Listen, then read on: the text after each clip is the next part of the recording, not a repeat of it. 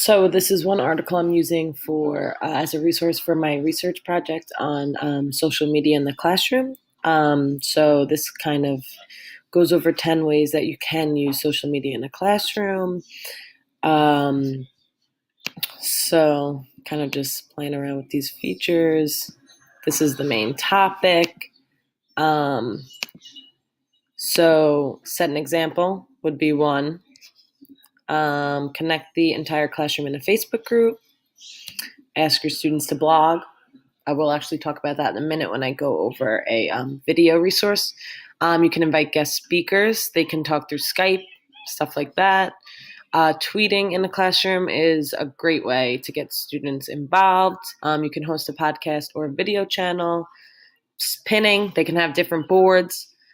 You can connect with other classrooms around the world. I know that a friend of mine teaches in Hawaii, and a girl from my town and her do pen pals, but they can definitely do it through Skype, New York to Hawaii. That would be pretty cool.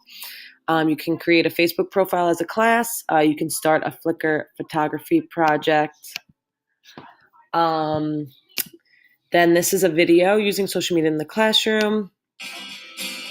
So this Miss Cassidy has a classroom blog. Have their own blog, which is a digital portfolio of their work from the first of school to the end of school.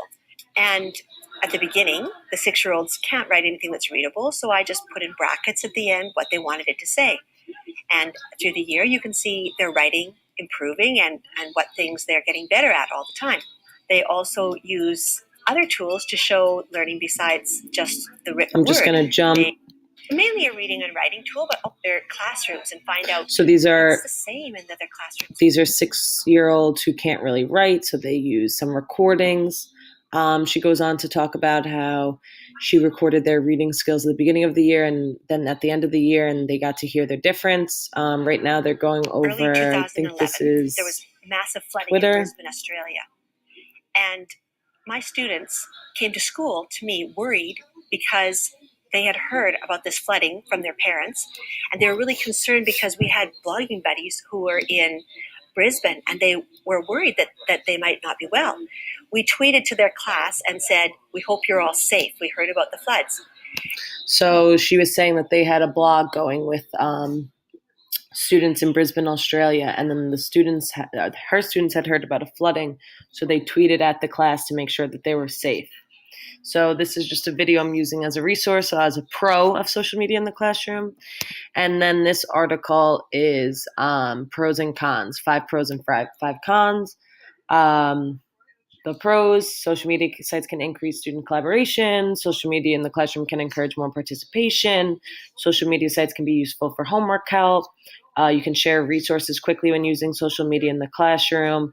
And lastly, social media helps keep parents, teachers, and students all on the same page, which I'm definitely highlighting this one right here in my project. It's definitely really easy for teachers to connect with the parents after hours, during school hours, or whatever. And then 5 cons: social media can be a distraction in class. Improper use of social media in the classroom. Using social media in the classroom can detract from human interaction. I know that's a big one I'm going to talk about.